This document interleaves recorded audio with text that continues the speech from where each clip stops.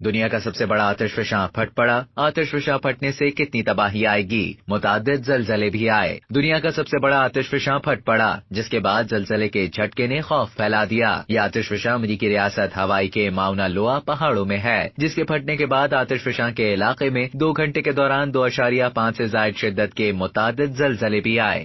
امریکی geological service کے مطابق لاوے کا آتش گیر مادہ پہاڑی علاقے میں ہے اور نشیب میں موجود آبادیوں کے لیے خطرہ نہیں، لیکن جیولوجیکل سروس کا کہنا ہے کہ فی الوقت لاوا ابتدائی مراحل میں ہے اور اس کا بہاؤ تبدیل ہو سکتا ہے۔ خطرے کے پیش نظر آتش فشاں الرٹ کو ایڈوائزری سے انتباہ میں تبدیل کر دیا گیا ہے۔ یاد رہے کہ ماؤنا لوا میں آخری بار 1984 کے مارچ اور اپریل میں آتش فشاں پھٹا تھا۔